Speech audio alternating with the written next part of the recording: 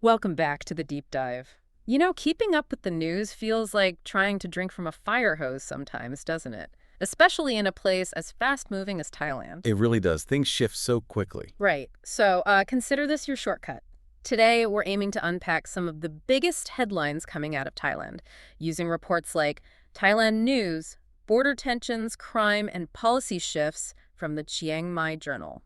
Yeah, our goal is really to pull out the key takeaways for you, give you that clear picture without you having to wade through everything yourself. Exactly. A well-informed perspective minus the noise. And looking at the recent news, it's quite a mix. You've got these geopolitical things, security issues, domestic policy changes, All happening at once. pretty much. And what's fascinating really is how interconnected it all seems to be, even if the headlines look separate at first glance. Okay, let's dive into that then.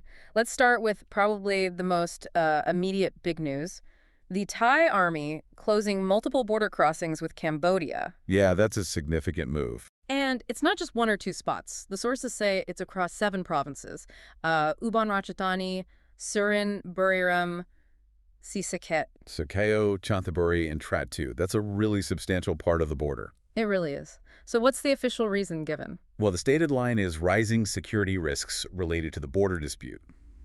It's a bit vague, but it points to those underlying long-standing tensions flaring up again. Okay, so security risks. And what are the immediate effects, like on the ground? Well, the big one is that Thai authorities stopped tourists crossing into Cambodia, just halted it. Right.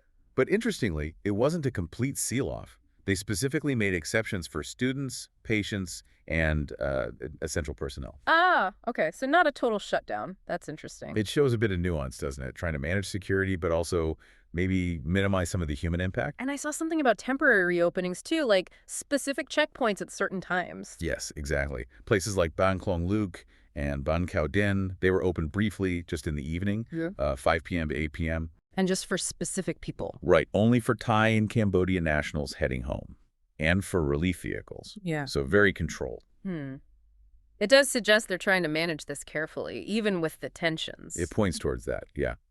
Hmm. Balancing the hard security line with, the practical realities of people needing to get home or get essential supplies across. It's a tightrope walk. And what about the ripple effects? Economically, diplomatically? Oh, definitely seeing those. Yeah. The energy company, PTT, for instance, big player. Right. They're reportedly facing issues with fuel exports and just generally their dealings with Cambodia because of this spat that's bound to have wider economic consequences. Yeah, disrupting fuel supplies is never small. And Cambodia's reaction. Pretty strong. Phnom Penh basically accused Thailand of making things worse, of exacerbating border tensions. Yeah. And they even warned about diplomatic retaliation. So the language is definitely heating up. Wow. Diplomatic retaliation, that could mean anything, really. It could. From pulling ambassadors to blocking things in regional forums like ASEAN, it shows the seriousness from their perspective. And one detail really stood out to me from the sources. Despite all this closure, Bangkok college students who are actually from Koh Kong in Cambodia, they're still being allowed into Trat province in Thailand for school. Yeah, that's fascinating, isn't it? Goes back to that nuance we talked about. It really does. It suggests that even amidst high-level disputes, there's maybe an understanding or a policy decision not to completely cut off things like education for individuals already caught in the middle. It highlights those human connections that persist. A specific human consideration amidst the bigger picture. Okay, let's pivot slightly. Staying with security, but moving to the Thai-Myanmar border. Another complex situation there. Definitely. There's a report from a rebel group saying over 200 foreigners are still stranded. These are people rescued from those Myanmar scam centers in the Maiwadi area. Yeah, the Mayawadi situation is just, it's horrific, really, these scam compounds. Exploiting vulnerable people? Exactly. People lured there with fake job offers, then trapped and forced into running scams. And Mayawadi's location, right near the border, with the instability in Myanmar, it's become a real hub for this. And rescuing them is incredibly difficult, I imagine. Extremely. And then repatriation. Getting over 200 people back to their home country safely, that's a huge ongoing challenge for Thailand and, frankly, the whole region. It really puts a human face on these cross-border security issues. Absolutely. Okay, shifting gears again, this time to domestic crime. A really major drug bust in Rayong. Oh, yeah, I saw the headlines on that. The scale was incredible. Wasn't it? About 2.4 metric tons of crystal meth. 2.4 tons. The value, they're estimating around 3 billion baht. That's what, 90 million US dollars? Just staggering. It really highlights the scale of the drug trafficking problem Thailand is grappling with. And they found it on a tourist boat. Right. That shows the methods traffickers are using, trying to blend in, use legitimate-looking channels. And they made arrests. Yeah, the report mentioned 8 arrests in connection with it. Yeah. It's a significant hit against one network, for sure. But it also kind of underscores how much must be moving through the region, right, if one bust is this big. Precisely. Thailand's location makes it a key transit point, especially for meth coming out of the Golden Triangle area. This bust is a win for law enforcement, no doubt, but it also signals the sheer size of the challenge they face. Okay, let's move inside Thailand now, looking at some domestic policy and political developments. First, there's this new economic idea from the finance minister, Pachai Chinavajira, yeah. a pickup truck trade-in scheme. Sounds interesting. What's the detail? Well, the basic idea is to let people trade in their really old pickups, specifically talking 20 to 25 years old, and get tax discounts if they buy a new one. Huh. Why pickup trucks specifically? They're hugely popular there. Hugely. They're workhorses, family vehicles, everything.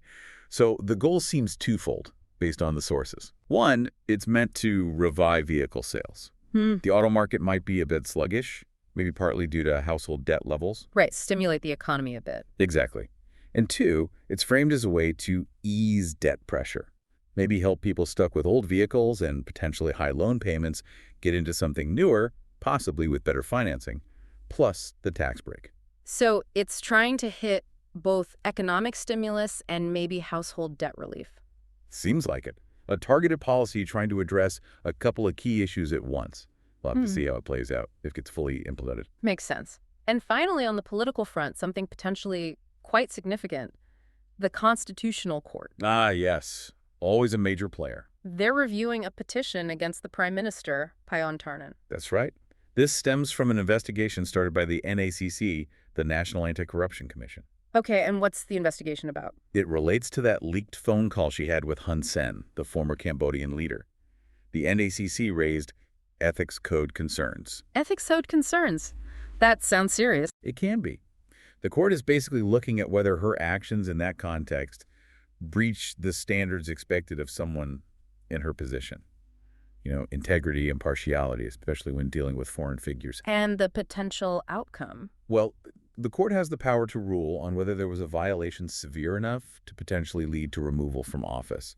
It's obviously a high-stakes situation for the government. Definitely. And just to be clear, we're just reporting what the sources say here, right? About the NACC probe and the court review. Absolutely. We're presenting the facts as reported impartially without taking any sides or making judgments, just laying out the process that's unfolding. Got it. So quite a range we've covered today then. We really have. From those tense borders with Cambodia. Yeah, the crime issues spilling over from Myanmar, that huge drug bust. To the pickup truck idea trying to boost the economy, and now this major political review. It really shows how many different pressures and dynamics are at play in Thailand right now. And pulling these threads together, you start to see a more coherent picture, maybe. I think so. You see how something like border security isn't just about soldiers, it affects PTT's fuel exports, right? Right. Or how domestic policy like the truck scheme connects to bigger issues like household debt. It's all kind of woven together. It encourages you to look beyond just the single headline. Definitely. Think about the ripple effects, the connections. How does a political review in Bangkok potentially impact investor confidence? Yes. Which circles back to the economy. It's that interplay. So as we wrap up, maybe something for you, our listener, to think about.